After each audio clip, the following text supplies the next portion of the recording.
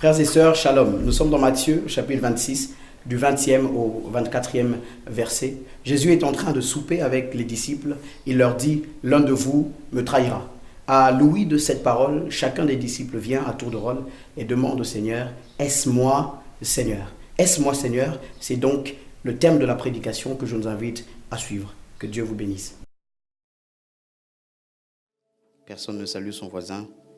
Nous commençons directement dans la prédication. Matthieu chapitre 26 à partir du 20e verset, 20 à 24. Vous êtes votre seul voisin aujourd'hui. Le soir étant venu, Matthieu 26, 20 à 24, le soir étant venu, il se mit à table avec les 12. Pendant qu'il mangeait, il dit, je vous le dis en vérité, l'un de vous me livrera. Je vous le dis en vérité, je vous le dis, l'un de vous me trahira.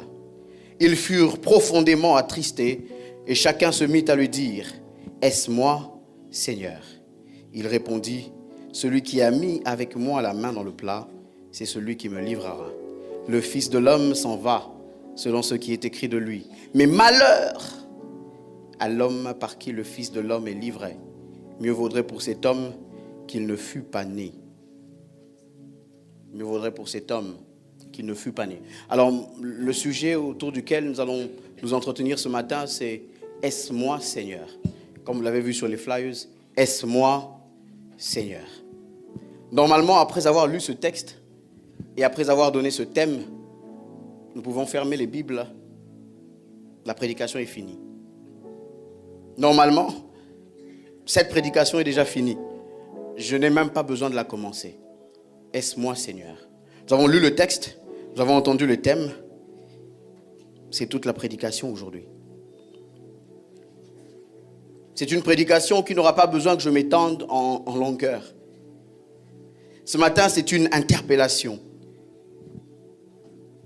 C'est un message que le Seigneur envoie à quelqu'un.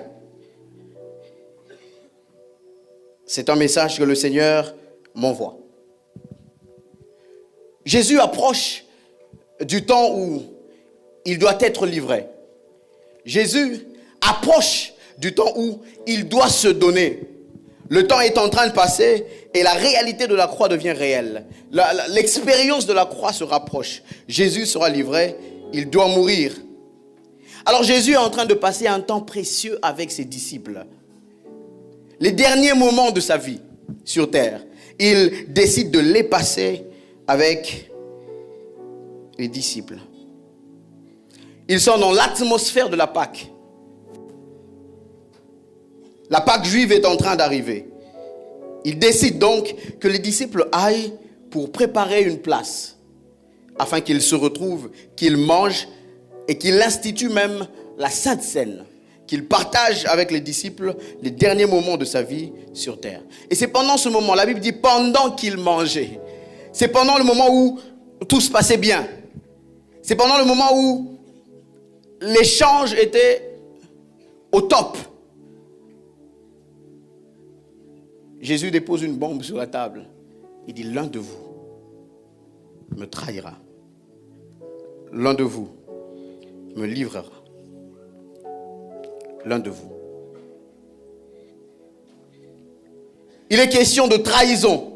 Alors ce matin, nous n'allons pas entrer dans cette trahison, dans sa composition et son parcours entier. Mais nous allons prendre cette trahison dans sa nature. On va prendre un spectre beaucoup plus large. Nous n'allons pas détailler cette trahison, mais nous parlerons de cet acte de trahison par rapport à ce que c'est, par rapport à la nature de ce que c'est, par rapport à ce que ça signifie pour nous. C'est Judas qui a trahi. Mais qu'est-ce que ça signifie pour nous? Parce qu'aujourd'hui, vous conviendrez avec moi que plus personne ne peut trahir Jésus en le vendant à des gens qui le cloueraient sur la croix. Ça s'est passé une fois, c'est fini. Mais cet acte qui s'est passé une fois, pour toutes, a des leçons qui s'appliquent pour nous dans divers aspects, dans diverses sphères de nos vies de chrétiens. Parler de trahison, c'est parler de l'action de manquer au devoir de fidélité. Parler de trahison, c'est un crime d'une personne qui passe à l'ennemi. Une personne qui est dans un camp et qui se retrouve dans un autre. Mais l'autre camp, c'est le camp d'en face, le camp ennemi. Une trahison, c'est un abandon. Une trahison, c'est une action qui est en contradiction avec un engagement ou une cause. On est dans un engagement, on est dans une cause, et on se met à faire des choses qui vont à l'encontre de l'engagement ou de la cause. Et Jésus parle de trahison, il en parle à ses disciples. Il dit l'un de vous, l'un des 12, l'un d'eux. L'un d'eux posera une action inacceptable. Parce que au verset 24, Jésus dit, il faut que le Fils de l'homme soit livré. Mais malheur à celui. Il ne fallait même pas qu'il naisse. Ce genre de choses, il ne fallait pas qu'il le fasse. L'un de vous est sur le point de faire le mal. L'un de vous est sur le point de toucher à ce qu'il ne fallait pas. L'un de vous est sur le point de traverser une ligne. L'un de vous est sur le point d'être le canal par lequel le mal arrive. Il faut que le scandale arrive. Mais malheur à celui par qui le scandale arrive. C'est Jésus qui le dit. Jésus dit quelque chose doit se passer. Il y a quelque chose qui doit arriver. Mais malheur à celui par lequel ça arrive. Le mal doit arriver. Certaines choses doivent arriver. Mais Jésus dit, il aurait fallu que celui-là ne soit pas le canal. Frères et sœurs, dans cette vie, les choses, le diable, l'ennemi, le monde, cherchent tous des canaux. Dans ce monde, il y a des choses qui veulent exister. Il y a des choses qui doivent exister. Mais pour qu'elles existent, il faut un canal. Jésus dit, celui par lequel un canal. Quelque chose doit se passer. Mais il faut un canal. Les choses cherchent les transports, les transporteurs, les facteurs. Qui fera arriver ces choses? Qui donnera à ces choses de voir le jour? Malheureusement, Judas, la Bible dit, toujours dans Matthieu 26, un peu plus haut, qu'il était allé contacter les grands du peuple pour dire, qu'est-ce que vous me donnerez si je vous livrais cet homme? En fait, Judas a commencé à passer une série de frustrations auprès de Jésus. Il y a l'histoire avec le parfum de grand prix. Judas, comme les autres, quelques autres parmi ceux qui écoutaient Jésus, attendaient que Jésus délivre le peuple. Et il voit que, en fait, c'est comme s'il a passé 3 années de sa vie à suivre un jeune homme qui finalement ne démontre pas toutes les attentes que l'on avait de lui.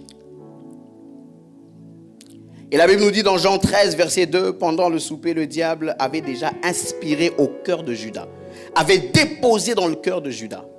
Frères et sœurs, l'ennemi travaille généralement de 2 manières. Quelquefois, l'ennemi sème quelque chose dans notre cœur et il nous laisse le soin de le développer. Il vous donne une pensée. Il place quelque chose et vous commencez à le développer vous-même.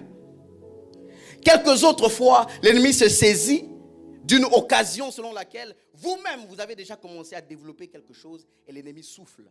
Il donne une direction, il donne de la vitesse, il donne une orientation à ce que vous vous disiez déjà. Alors ce matin, je voudrais dire à quelqu'un de faire attention à ce qu'il reçoit comme sémence et de faire attention à ce qu'il développe lui-même comme pensée dans le cœur. Est-ce que je parle à quelqu'un ce matin? L'un de vous me livrera. Comment réagir quand le maître, celui qui nous aime, celui que nous aimons, celui avec lequel nous avons été partout, nous annonce que parmi nous, quelqu'un le trahira? Alors parmi les disciples, il y a une agitation. Ils s'agitent. Ils commencent à se demander l'un à l'autre, qui est-ce que ça peut être? Et Jean reçoit même une orientation de Pierre. Pierre lui dit, toi qui l'aimes beaucoup, toi qui es souvent à côté, penche-toi comme tu te penches d'habitude et renseigne-toi pour nous. Qui cela pourrait-il être? Luc 22, 23 nous en parle. Jean 13, 22 nous en parle. Mais dans cette agitation, dans cet imbroglio, il y a une question qui se lève et c'est la question qui m'interpelle.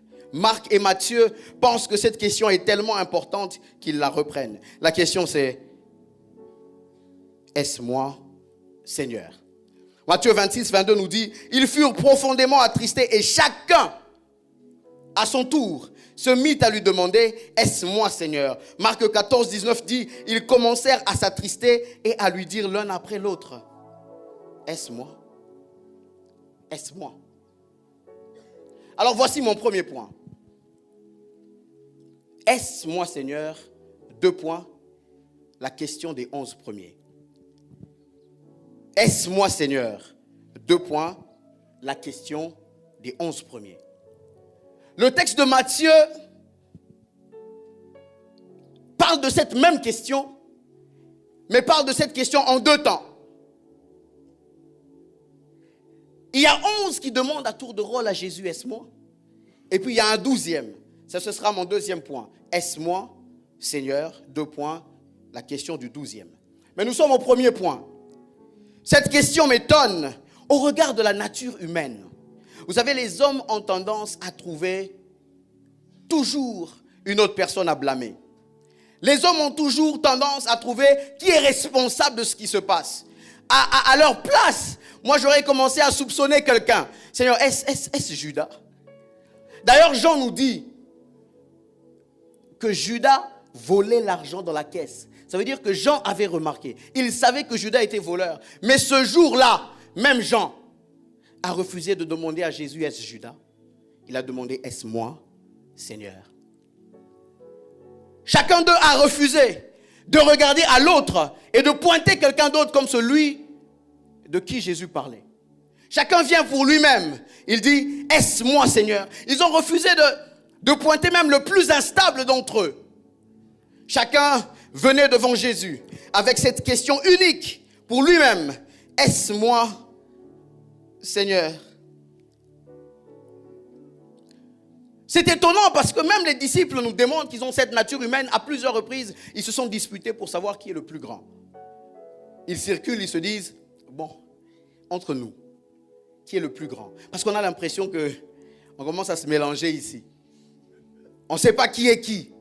Vous savez, place où tu es là.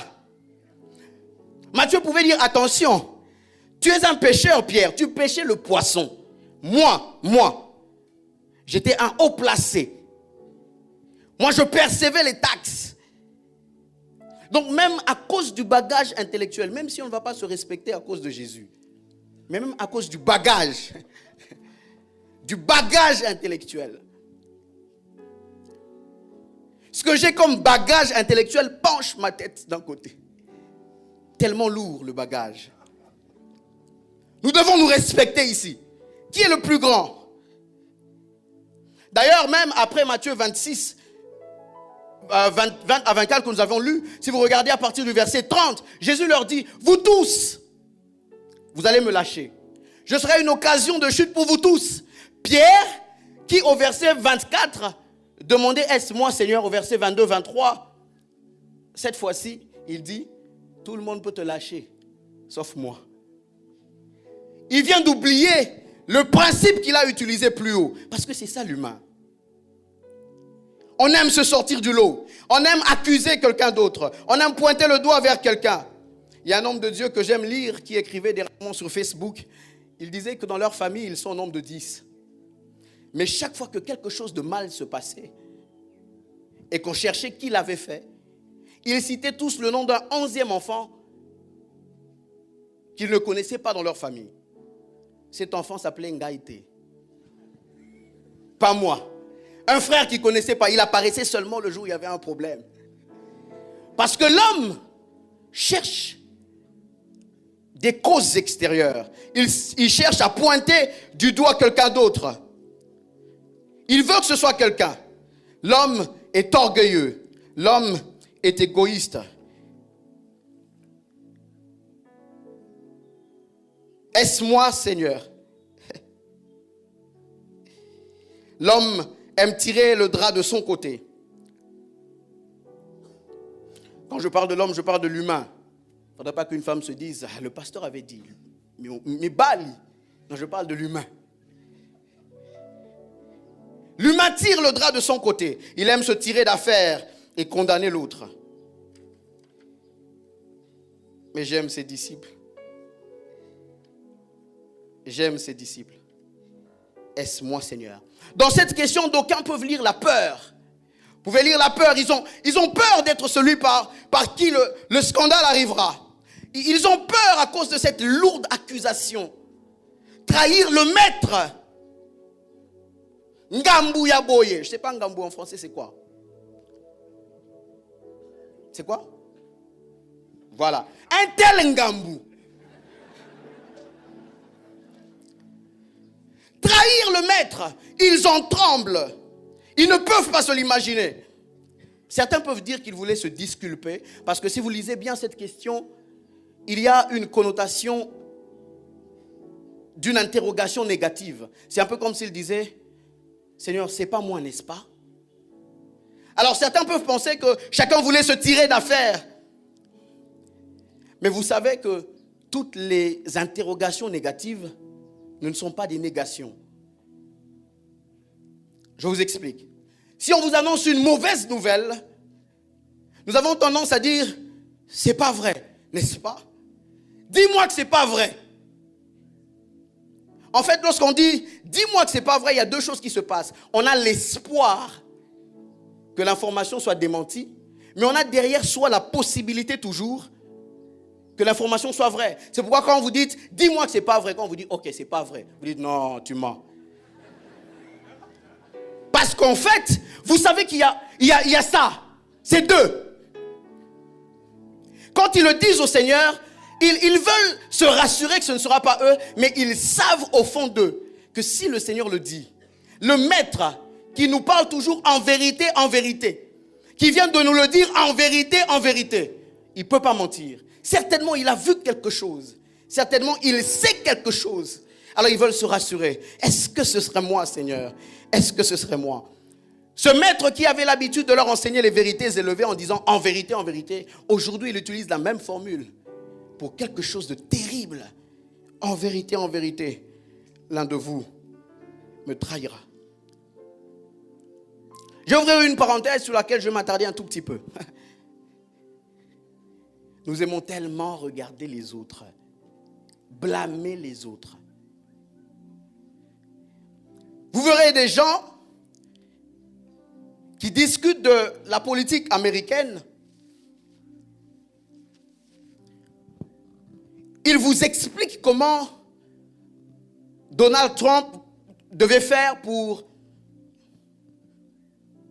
empêcher le shutdown ou alors le lever. Ils disent non, s'il avait vraiment de la bonne volonté, il aurait juste pu. Il pouvait céder aux démocrates. Il aurait pu faire. La même personne qui le parle est en train de discuter au coin de la rue avec véhémence, avec l'énergie qu'il vient d'acquérir d'un pain qu'il s'est disputé avec son petit frère. Il pense que c'est plus facile pour ceux qui sont haut placés de céder des milliards que pour lui de céder un morceau de pain. Il parle de ce qui se passe ailleurs. Alors vous verrez des gens qui parlent de la politique du pays. En tout cas, vraiment, dans ce pays, s'il y avait un peu de bonne volonté. Un peu.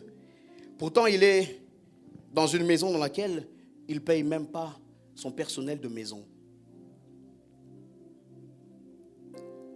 Ah, dans ce pays-ci, tous les fonctionnaires pouvaient avoir au moins. Mais dans ta maison, si tout le personnel pouvait avoir au moins combien?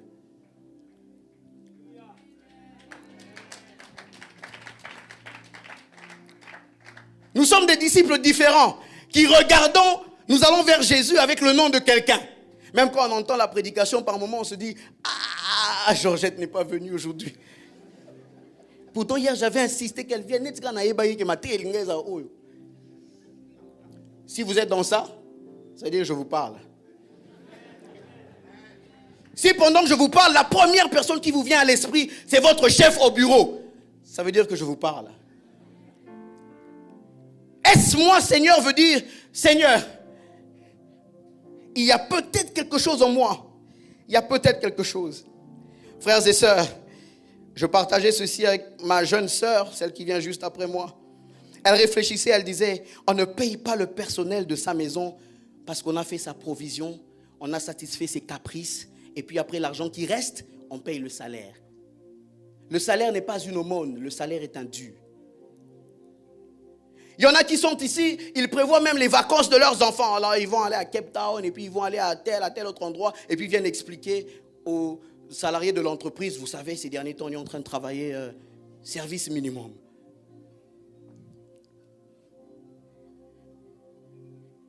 Mais ce sont les mêmes personnes qui indexent tel ministre, telle autorité. Pourtant, ils ne peuvent pas voir à l'intérieur d'eux-mêmes.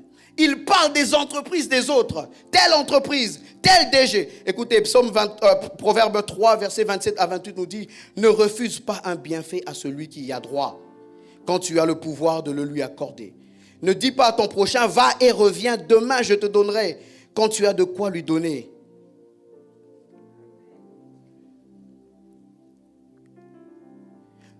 Deutéronome 24, 15, tu lui donneras le salaire de sa journée avant le coucher du soleil, car il est pauvre et il lui tarde de le recevoir. Sans cela, il crierait à l'Éternel contre toi et tu te chargerais d'un péché. Tu gagnes beaucoup plus que lui, pourtant tu as toujours des besoins insatisfaits. Que dire de lui qui gagne peu? Tu lèves les mains à l'église, mais ce sont les mains qui retiennent les salaires de quelqu'un.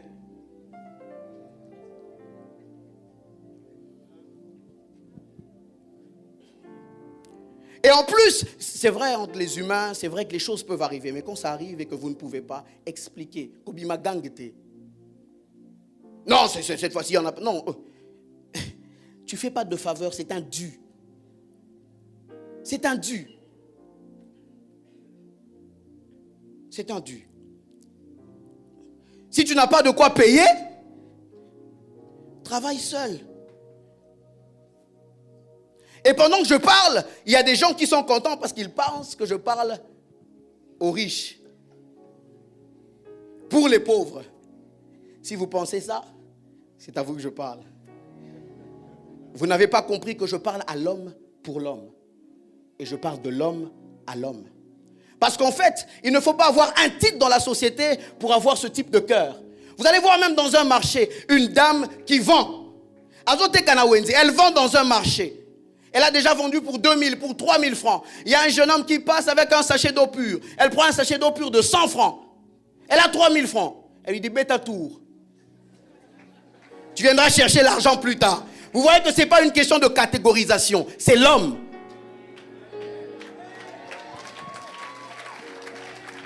Fais un tour, tu viendras prendre plus tard. Faire un tour, pourquoi? Tu as 3000 francs à côté.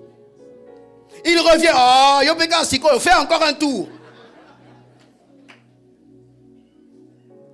Pourtant, il a l'argent. Non, cet argent, c'est déjà compté. Maman, si tu sais que ton argent en capital, c'est compté, que tu ne peux pas dépenser comme ça, pourquoi tu ne puises pas l'eau chez toi à la maison? Tu l'emmènes jusqu'au marché dans un bidon de 20 litres. Comme ça, tu prends petit à petit. Tu n'as pas à faire marcher les gens pour rien. Il y en a qui pensent que c'est bien parce que c'est tel ou tel autre. Mais on le voit même lorsqu'il faut attendre un transport en commun. Les receveurs. En ce moment-là, vous savez, l'homme, à chaque fois qu'il a une parcelle d'autorité, il cherche toujours à écraser l'autre. En ce moment, vous verrez les receveurs. Vous verrez un papa qui vient supplier. Où allez-vous? Il ne répond pas. Où allez-vous? Il ne répond pas. Mais papa, où allez-vous? Ah! Tu veux que je t'emmène chez moi? Est-ce qu'il est riche? Non. Il est juste homme. Il est juste humain. Et l'homme est méchant. Mais il a tendance à regarder vers quelqu'un d'autre. Il a tendance à pointer l'autre. Frères et sœurs, il y a des gens qui doivent arrêter de dire ce pays, mbokoyo. Ils doivent commencer à dire ndakoyo. Il y a des gens qui doivent commencer à parler de leur maison et laisser le pays tranquille un tout petit peu. Il y a des gens qui doivent commencer à dire nzotoyo, mutoyo. Il faut commencer à aller vers le Seigneur et dire, est-ce moi, Seigneur? Est-ce qu'il y a quelque chose en moi? Est-ce qu'il y a un reproche que tu me fais? Tu te plains quand le chef de ta fille la surcharge de travail. Ah, lui aussi, ce chef-là, il exagère. Même quand tu es malade, toi-même, tu engages des gens et tu ne sais même pas quand ils sont malades. Néhémie 2:2 nous dit, le roi me dit, pourquoi as-tu mauvais visage? Tu n'es pourtant pas malade. Ce ne peut qu'être un chagrin de cœur. Un roi qui a le temps de voir dans un employé que quelque chose ne va pas.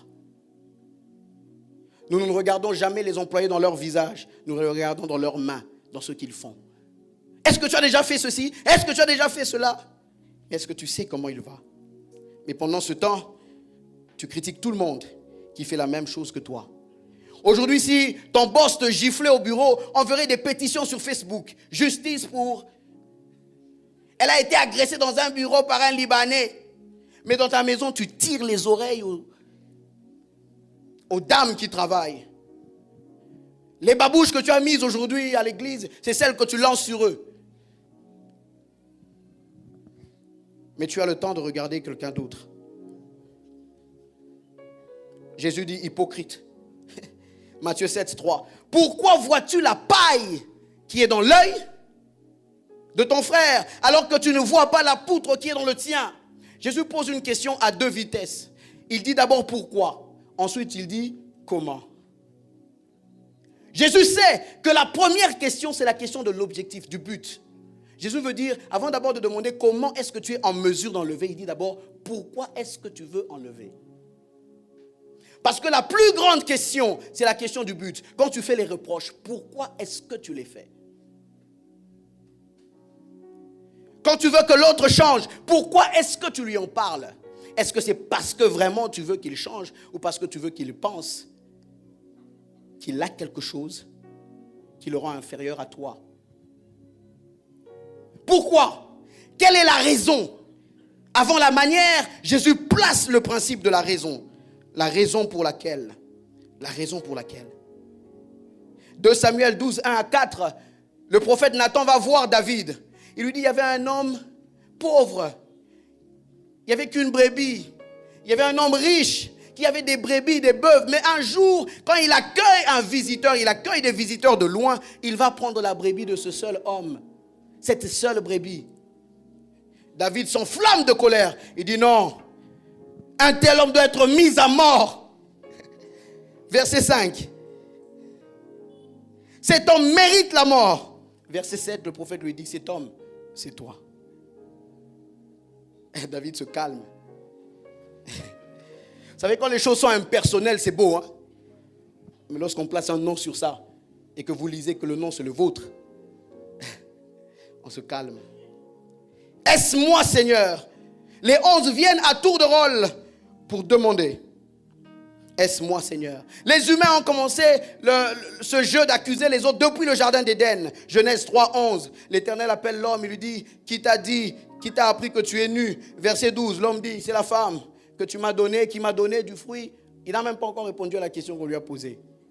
Dieu dit, bon, ok, laissons, il va seulement vers la femme. Femme, toi, c'est le serpent. Bon, serpent, lui, il va accuser qui?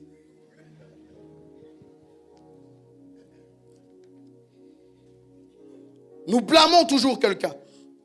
Mais j'aime ces hommes parce que chacun vient devant Jésus pour qu'il dise s'il a vu quelque chose qu'il n'a pas vu lui-même. Seigneur, regarde. As-tu vu quelque chose que j'ignore? Premier point. Premier sous-point dans ce point de la question des 11 premiers, c'est que leur question n'était pas une question visant la grandeur. Quand ils venaient dire « Est-ce moi, Seigneur ?» Jésus ne venait pas de dire que l'un d'entre eux sera grand. Jésus ne venait pas de dire que l'un d'entre eux ferait les miracles plus que tous.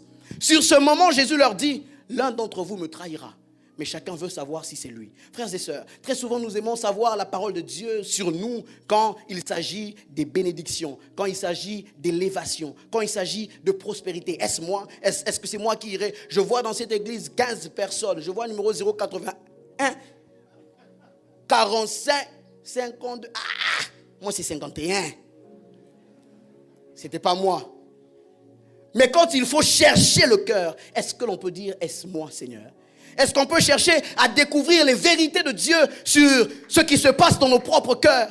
Est-ce que tu peux dire, est-ce moi? Pas pour un voyage, pas pour un mariage, mais pour quelque chose qui a trait à quelque chose qui se passe dans ton cœur, pour que tu vérifies auprès de Dieu. Est-ce que c'est moi? Quand on parle d'un mal, quand on parle de corruption, quand on parle de quoi que ce soit, est-ce que tu as le temps de vérifier dans ton cœur? Chacun de ses disciples, au départ, personne n'avait contacté personne pour aller trahir Jésus, les 11 premiers, personne. Mais chacun se demandait quand même si c'était lui. Frères et sœurs, il nous enseigne que dans cette vie, il n'y a aucune parole de Dieu qui ne te concerne pas. Même quand on parle des impudiques et que tu n'as pas commis l'impudicité, il y a une vérité dedans qui te gardera debout. Donc, c'est à toi aussi. Il n'avait contacté personne encore. Mais chacun d'eux voulait savoir si c'était lui. Regarde mon cœur, parle-moi de moi. Y a-t-il quelque chose qui germe dans mon cœur sans que je ne sache? Parle-moi de mon cœur. Combien sont ces gens qui peuvent encore aller en prière, en retraite et demander à Dieu de parler de leur cœur? Seigneur, y a-t-il quelque chose que je n'arrive pas à voir? Parle-moi de moi.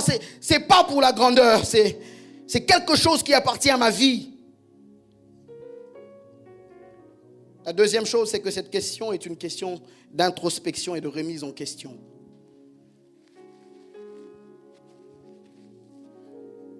En allant vers Jésus, ils ont commencé à regarder à l'intérieur d'eux pour voir si vraiment il y avait quelque chose.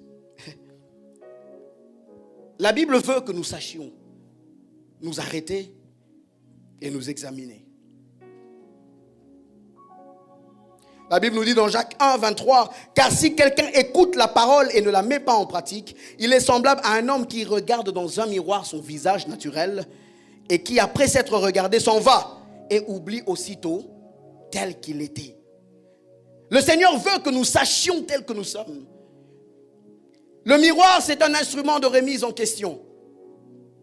Quand on regarde, on se dit, « Oh, je pensais que le maquillage avait pris, mais le rouge a dépassé ici. » Le rouge a attrapé les dents. Les rouges à lèvres aiment attraper les dents. Mais c'est le miroir qui vous le montre. Sinon, vous souriez partout. Il y a un jeune homme qui était en train de faire la cour à une jeune femme. Et la jeune femme a considéré que le jeune homme était d'un standing beaucoup moins...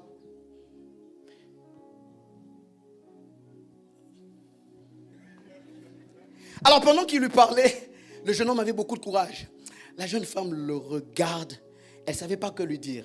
Mais elle a remarqué que dans son sourire, il y avait un peu comme le drapeau du Nigeria. Il y avait une feuille de pondou sur une dent blanche. La jeune femme le regarde et dit, « Et c'est moi pondou, il y a qui lobby. » S'il s'était miré, lui-même allait voir son pondou avant d'aller parler. Mais comme il ne s'était pas remis en question, il est allé gaffer devant les gens. Le Seigneur veut que nous sachions nous remettre en question. Que nous sachions nous regarder dans un miroir et savoir ce qui se passe. On ne peut pas vivre comme si nous n'existions pas nous-mêmes. Marc 9, 24. Un père vient pour son fils. Jésus lui fait un reproche. Il dit à Jésus, en venant vers toi, j'ai remarqué au fond de moi qu'il y avait l'incrédulité. Viens au secours de mon incrédulité. Il y en a qui vont, qui se tapent la poitrine d'être des hommes de foi, alors qu'à l'intérieur, si vraiment ils s'arrêtaient, devant le miroir de la parole, devant Christ, ils auraient su qu'ils sont remplis d'incrédulité. Est-ce moi, Seigneur? C'est même pour ceux qui pensent qu'ils sont. Peut-être que vous découvrirez qu'il y a des choses à ajuster. Est-ce moi, Seigneur? Est-ce moi? Est-ce que tu connais les tendances de ton cœur, les affections de ton cœur? Remets-tu en cause tes motivations, même après 50 ans dans la marche avec Dieu? Les disciples ici ont vu tout genre de miracles avec Jésus. Ils ont vu quand il a ressuscité les morts. Ils ont été là quand il a ressuscité Lazare. Quand il a grondé la mer, ils étaient là. Quand il a guéri les lépreux, ils étaient là. Ils ont eu toutes les expériences avec Jésus. Quand Jésus leur dit, l'un de vous, il parle de l'un de ceux qui étaient avec lui pour toutes les expériences qu'il a traversées. Ils ont entendu tous les enseignements. Ils ont même pratiqué les enseignements. Mais il dit quand même, après tout ça, il y a quand même quelqu'un ici. Même nos expériences avec le Seigneur ne nous garantissent pas le prochain pas. Est-ce moi, Seigneur? Remise en question. Ça ne nous garantit pas le prochain pas.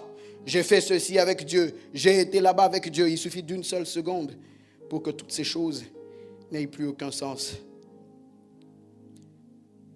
Donc, ce n'était pas question de grandeur. C'était une remise en question. Et pour le faire, il fallait cette troisième chose. C'était une question empreinte d'humilité. Une question empreinte d'humilité. Jésus leur pose un test d'humilité.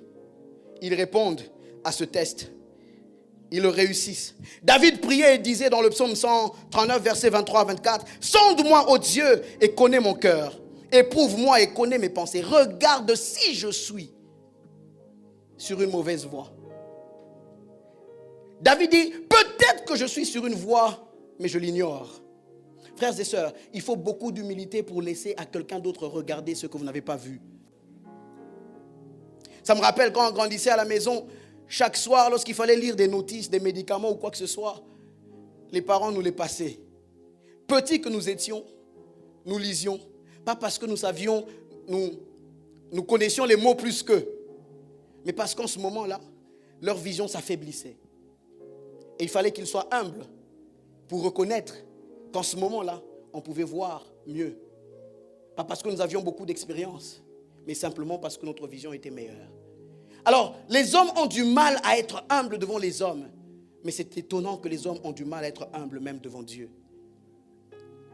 Lorsque vous passez à Dieu de lire pour vous, vous ne passez pas à quelqu'un de plus petit que vous. Vous le passez au Dieu qui vous a créé, celui qui vous a fait. Il dit, regarde si je suis sur une mauvaise voie. Et c'est la même pensée que les disciples. Ils disent, vérifie d'abord, il y a peut-être quelque chose que je n'ai pas vu. Il y a peut-être quelque chose, une chose que j'ai dite. Il y a peut-être une chose que j'ai faite. Je n'ai pas prêté attention. Je me suis peut-être trompé. Toi, regarde-moi. Même en cas des conflits, quelquefois nous avons des conflits et nous sommes convaincus d'être dans le vrai. En tout cas, vraiment, cette histoire-ci ne vient pas me demander pardon. Parce que moi, je n'aime pas ce genre de choses. Avec lui, on ne se parlera plus jamais jusqu'à ce qu'il reconnaîtra que, même avec ce genre de choses, même quand on est convaincu d'avoir raison, c'est important d'aller devant Dieu et dire, Seigneur, moi je suis convaincu que j'ai raison. Mais toi, regarde d'abord. Vérifie d'abord dans mon cœur. Est-ce moi, Seigneur? Est-ce qu'il y a quelque chose qui m'échappe? Est-ce moi dans une mesure que j'ignore? Est-ce moi dans quelque chose que je ne reconnais pas? Je ne vois pas, mais toi, regarde et vérifie-moi. Selon ce que j'ai vu, j'ai raison. Mais tes yeux sont meilleurs. Toi, regarde d'abord. Ils se connaissent, ils savent qu'ils ne sont pas disposés à trahir. Mais ils se disent, je n'ai pas vu où j'ai fauté. Mais toi, regarde d'abord. Ce matin, il faudrait que quelqu'un dise, Dieu, regarde d'abord. Quelqu'un doit aller sur toutes les choses sur lesquelles il a des positions arrêtées. Et dire à Dieu, Seigneur, regarde-moi d'abord. Est-ce moi, Seigneur? Est-ce moi? Jésus pouvait même appeler Judas en aparté, parce qu'il savait que c'était Judas. Il pouvait lui parler, lui dire, Judas, tu sais ce que tu es en train de faire, c'est pas bien. Mais il parle parmi tous les autres. Pourquoi? Parce qu'il voulait rapprocher tous les autres de la personne qui le ferait.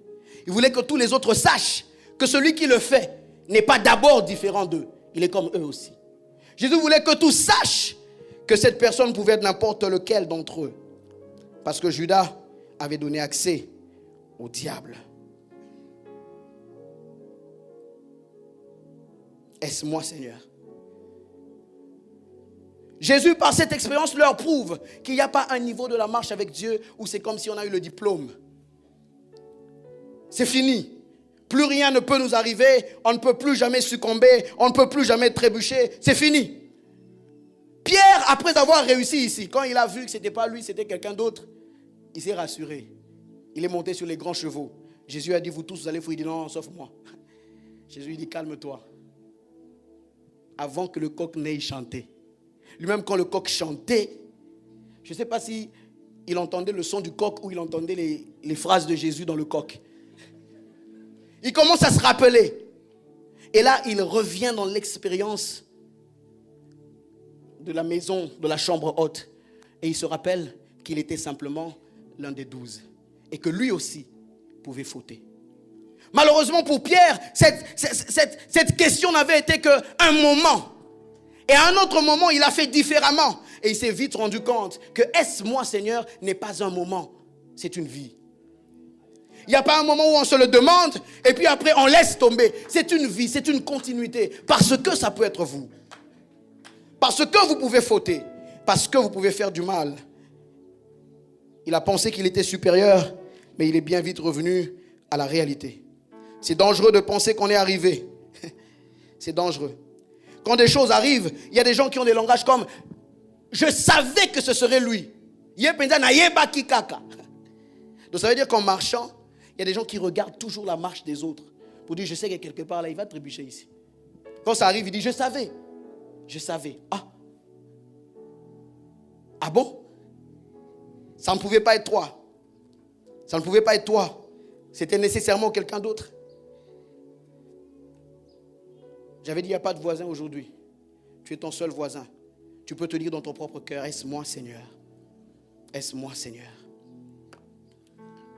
Le deuxième point, et j'ai fini, c'est la question du 12e. Les 11 posent une question, mais il y a le 12e qui pose quand même une question. Pourtant, quand il est en train de souper avec Jésus, il sait qu'il vient déjà de percevoir l'argent. Ils se sont déjà mis en accord. Mais quand il vient, bon, tous les autres ont posé des questions. Son a tout nité. Et Sopanga. Ça va me renverser. Que je pose quand même. Lui aussi, il vient. Est-ce moi, Seigneur? Est-ce moi? Jésus, il dit, arrête ces blagues. C'est toi, tu sais. Frères et sœurs, est-ce moi, Seigneur, n'est pas une question formule. Est-ce moi, Seigneur, c'est une question du cœur. Judas pose la question comme les autres, alors que son cœur n'est pas dans l'état des autres. Les 11 premiers ont posé, le 12e aussi a posé, frères et sœurs. Il était dans la formule, il était dans les mots de tout le monde. Dans l'église, vous pouvez être dans les mots de tout le monde. Tout le monde crie Amen, je dirais Amen aussi, sinon, si je suis le seul à ne pas dire Amen, ce sera quand même bizarre ici. Vous savez qu'on peut prêcher la sanctification dans le but de cacher une vie. Il ne suffit pas de dire, est-ce moi, Seigneur? C'est une question qui doit venir du cœur. Parce que Judas voulait se camoufler. Il voulait passer inaperçu. Il voulait vérifier si Jésus savait. On est 12. Est-ce que vraiment, quelle est la probabilité qu'il tombe sur moi? Frères et sœurs, on peut être 1 sur 1 million. Les probabilités que Dieu tombe sur toi sont toujours 100%. Ça ne sert à rien de se couvrir et de faire comme les autres. Les humains aiment se couvrir. Nous nous couvrons sur beaucoup d'aspects. De façon très large. On peut avoir une difficulté dans l'orientation sexuelle. On est peut-être un homme qui aime des hommes. Mais il faut se couvrir. Une femme. Mais on peut être une femme qui aime des femmes. On se dit que je me marie quand même à un homme, que je me couvre. La Bible nous raconte l'histoire d'un roi qui s'était déguisé. Il voulait passer inaperçu. La Bible dit qu'il y avait une flèche lancée au hasard qui est allée au défaut de sa cuirasse. Juste à l'endroit où il y avait de l'espace.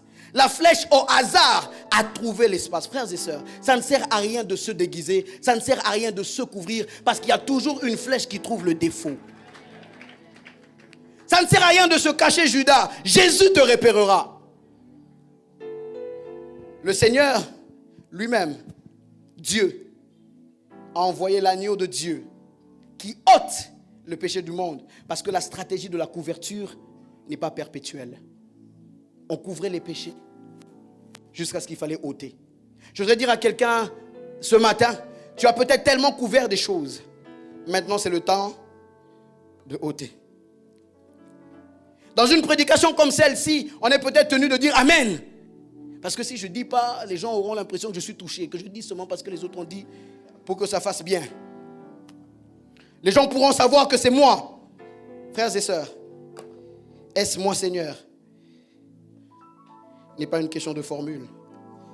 Ça doit venir du cœur. Ça doit venir du cœur. Les autres peuvent entendre tes prières qui ressemblent aux leurs. Tu pries comme eux. Tu dis les mêmes choses que eux. Mais au fond de toi, tu sais. Est-ce moi, Seigneur? Ta question est-elle celle des 11 premiers ou celle du 12e? Veux-tu vraiment aller vers Jésus pour de vrai, ou tu es en train de le faire pour te camoufler, pour te cacher? Tu peux parler en langue comme les 11 premiers, mais ne plus avoir la vie de consécration et être donc le 12e. Tu peux aller dans les formules de ce qu'ils disent. Tu peux dire ce qu'on dit. Mais je voudrais te dire ce matin, ne t'arrête pas à dire ce qu'on dit. Commence à expérimenter dans le cœur ce qui se vit avant que tu ne dises ce que tu dis sans vie. Quelque chose doit se passer à l'intérieur. Judas n'avait aucune intention de se repentir. Tout ce qu'il voulait ce jour-là, c'était de se camoufler. Il veut continuer dans ce qu'il était. Il veut continuer, être ce qu'il avait toujours été. Il était compté parmi les 12. D'ailleurs, dans Acte 1, on nous dit, quand il fallait choisir Matthias, quand il fallait choisir entre Matthias et l'autre disciple, ils disent, il était compté comme l'un d'entre nous. On peut être compté comme, mais est-ce qu'on est vraiment? On peut être vu comme, mais est-ce qu'on l'est vraiment? Les hommes essayent de guérir par les paroles de la bouche ce qui se passe dans les cœurs. Frères et sœurs, si on ne met pas de cœur à ce que notre bouche dit, aucune de nos paroles devant Dieu ou à l'église ne vaut la peine d'être prononcée. Nous ne sommes pas ici pour des formules, nous sommes ici pour quelque chose dans le cœur.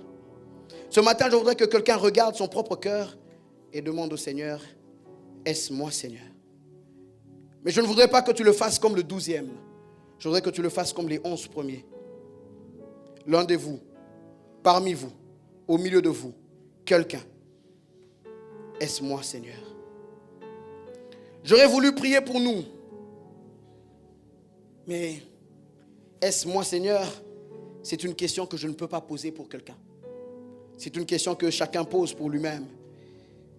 Alors chacun va prier pour lui-même ce matin. Seigneur, nous avons vu les 11 premiers dans la caractéristique de l'humilité de cette question, de la remise en question que chaque disciple venait et manifestait devant Jésus.